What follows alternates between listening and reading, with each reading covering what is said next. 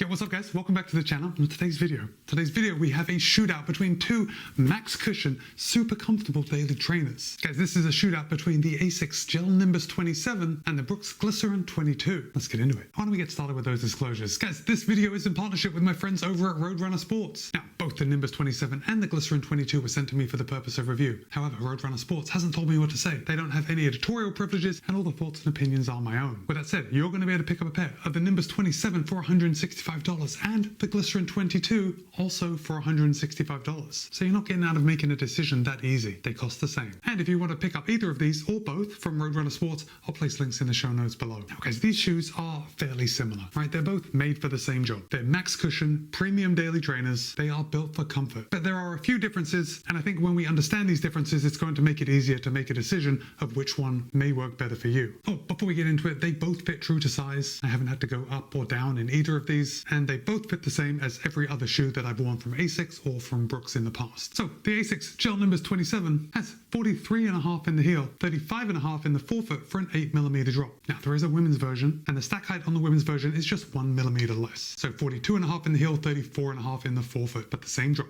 8mm. The Brooks Glycerin 22 has 38 in the heel, 28 in the forefoot for a 10mm drop. So right there, if you like either an 8mm drop or a 10mm drop, then that's pretty easy. Your mind has already been made up. Now, in a US men's size 9, the GEL-Nimbus 27 will tip the scale at 10.8 ounces or 305 grams. However, in my size, a US men's size 13, it tips the scale at 13.1 ounces or 372 grams. The Brooks Glycerin 22, on the other hand, in a US men's size 9, tips the scale at 10.2 ounces or 289 grams. So right off the bat, in the sample size weight, the Glycerin 22 is 16 grams less than the Nimbus 27. And the Glycerin 22 in my size tips the scale at 12.7 ounces or 360 grams. So in my size, that weight difference actually shrinks to just 12 grams. The Glycerin 22 in my size is 12 grams less than the Nimbus 27. Okay, so let's start at the top and work our way down. But first of all, I've already said how these are very similar shoes. They're like the same product from different brands. But the different brands put their own spin on it. But I do want to point out that no matter which one you choose, you are going to be choosing an extremely comfortable running shoe or walking shoe or walking around shoe. Like, these are just plush and comfortable. Okay, but first of all, I want to hold up the heel collar so you can see both. And do you see what I see? What I see is that Brooks has made a change with the Glycerin 22 to bring it more in line with the styling of the Nimbus 27. So if I hold this up right now, you can see this heel collar has a thin knit piece that sticks up above the padding. Now the padding on the Glycerin 22 is a bolster padding. It's definitely biased towards the top, and then when you stick your heel in, that padding kind of wraps around your heel and holds you in place. That is exactly the same way that the padding on the Nimbus 27 works. The only difference is ASICS has had this same type of padding in their Nimbus for a couple of years now. But all I can say to that is good job to Brooks, because you've made the Glycerin 22 feel a lot more premium, just like the Nimbus 27. Now, if we come back to the heel counters, we have exactly the same. We have a super rigid heel counter on both the Nimbus 27 and the Glycerin 22, because there is going to be no heel slip in this. You are getting a good heel lockdown in both shoes. Now, I do just want to draw your attention to the heel pull right there on the back. You see that? Again, this is where Brooks has kind of copied ASICS. They've got this knit heel pull on the back, which is very pleasant to just stick your finger through and pull that shoe on. However, I do like the heel pull on the ASICS Nimbus 27 a little better. It's just a little wider and just feels a little more premium. But still, that is not a reason to pick up either one of these shoes, because these are daily trainers and these heel pulls, at least for me, are not needed whatsoever. I mean, look, I can see why you would need a heel pull on, let's say, a race day shoe where the back of the shoe is quite loose and you need to help get that heel like up over your heel. However, in a daily trainer with a super rigid heel counter, you can pretty much put your foot in and then just put your weight down and you will slot right into the shoe. But still, I guess someone may need a heel pull, and if you need it, it's there. Okay, moving on to the uppers, and again, this is very similar, and it's really only similar this year. And both the Glycerin 22 and the Nimbus 27 are using a jacquard mesh upper, but last year, in the Nimbus 26, ASICS was using a knit upper, and I actually like the jacquard mesh upper so much better. Now, I live in a warm climate, so like even on the best of days, a knit upper just isn't ideal for me. But I do find that the jacquard mesh upper on the Nimbus 27 is just very breathable, at least more breathable than the Nimbus 26. And I'm going to say that it is as equally as breathable as the jacquard mesh upper on the Brooks 22. Like, there's really no difference in breathability. As far as overlays go, both shoes again are pretty similar. We have the branding on the lateral and the medial side. Got a reinforcement coming along this toe bumper just to keep that upper off your toes. The same thing is true on the ASICS. Branding here and here. And then we've got a nice rigid toe bumper, which also is going to give your toes lots of room to move about inside. Oh, while we're talking about toes toes moving about inside, I should say that these are very wide foot friendly. Now, both are available in technically wide sizes, but I think the regular size is wider than a narrow shoe. I know that isn't giving away much, but for me, as someone with fairly narrow feet, my feet fit well into narrow shoes. These are not narrow shoes, and although they still fit my feet well, I do find that on both pairs I do have to cinch the eyelet chains fairly close together in order to get a good lockdown. But that isn't to take anything away from either of these shoes. I'm merely telling you so if you are someone that has wider feet but maybe not wide enough to go to an actual wide size. I think both the Nimbus 27 and the Glycerin 22 will be good options for you. The laces on the Glycerin 22 and the Nimbus 27 are very similar. Both gave me a good lockdown. Both never came untied. But a big difference, at least for me, between the 22 and the 27 is the tongues. Now, the Brooks Glycerin 22, I know I'm going to forget these numbers at some point in this video,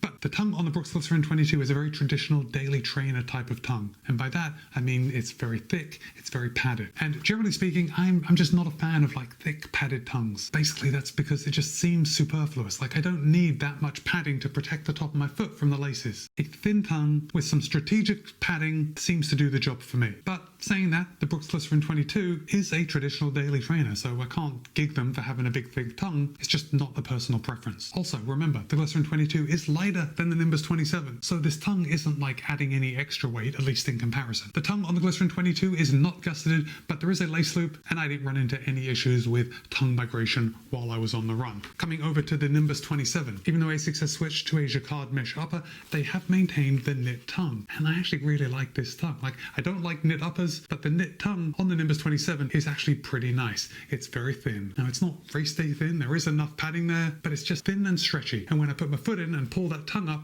everything just feels very tight and nice. It almost feels like I'm putting my foot into a booty. Now, the tongue on the Nimbus 27 is gusseted on both sides, and there is a lace loop. Again, even though the tongue on the Glycerin 22 is not gusseted, didn't have any tongue migration, and there was obviously no tongue migration with the Nimbus 27. Like, a gusseted tongue just holds it right in place. Okay, let's come down to the outsole. And look, this is a big chunk of outsole, isn't it? I mean, 43.5 in the heel. I mean, that's a max cushion shoe. Now, ASICS has increased their stack height by 2 millimeters over version 26, but they have also reformulated their midsole foam. Now, they're still using Flight Foam Blast Plus Eco, which uses 24% bio-based content, but they have reformulated that Flight Foam Blast Plus Eco, and they've made it lighter and they've made it more responsive. So if you are thinking of picking up the Gel-Nimbus 26, just know that the difference between the 26 and the 27 is like night and day when it's underfoot. The Gel-Nimbus 27 is much softer than the Gel-Nimbus 26. Now, the midsole foam on the Glycerin 22 is Brooks's brand new, it's not brand new, this is the second shoe that they've put it in, but it's DNA tuned, and it's their next level nitrogen infused midsole foam. And it's this DNA tuned foam that makes this shoe a real winner in my opinion, because they're using dual cell technology. Basically, it is one piece of midsole foam, but they're using different cell sizes. So we've got small size cells here in the forefoot and larger size cells here in the back, making up the foam to give you a different ride depending on what you're after. So basically, these larger size cells in the back are going to provide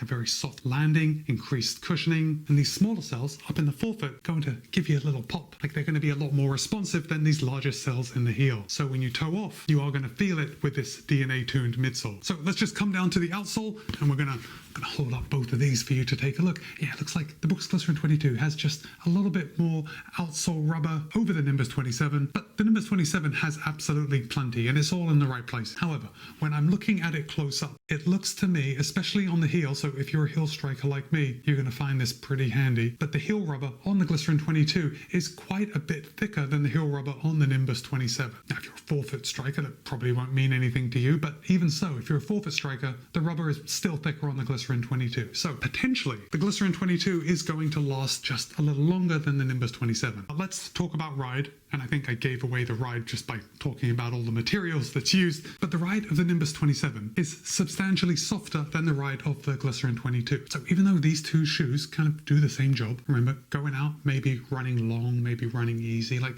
these are both the type of shoes that you're going to put on for those daily miles. I think the main difference and the main reason why anyone would choose the Nimbus 27 over the Glycerin 22 is if you preferred a softer ride. And look, only you know the answer to this. And I should say that I am generally a fan of a softer ride ride. However, there is a limit to how much softness I actually like, because sometimes you kind of get lost in the softness and you can feel it zapping your energy with every step you take. That isn't the case with the Nimbus 27. The ride of the Nimbus 27, in my opinion, is better than the ride of the Nimbus 26. It's a lot more lively, even though it's softer, right? And that's a strange thing to say. So I don't want you thinking that the ride of the Nimbus 27 is too soft. At least for me, at 185 pounds, it does give me a good amount of softness. And by that, I mean not too soft. Now, in comparison, the Glycerin 22 is a little firmer, but that's only in comparison with the Nimbus 27. I still think the Glycerin 22 is a fairly soft ride. And because we have the dual cell technology with the DNA-tuned midsole foam, the Glycerin 22 is able to pick up the pace just a little easier than the Nimbus 27. Now look, this isn't the reason that you would buy one of these shoes, right? There are better tools out there if you want to run fast. But with that said,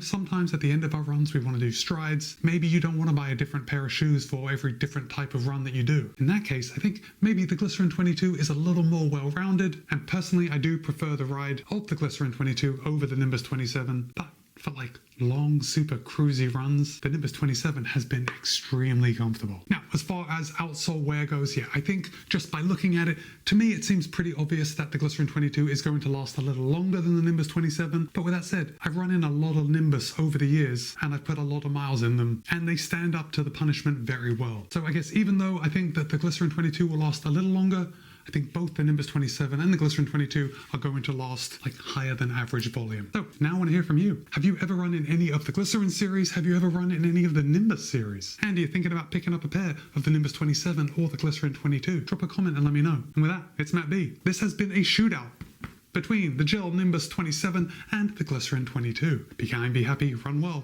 See you in a couple of days.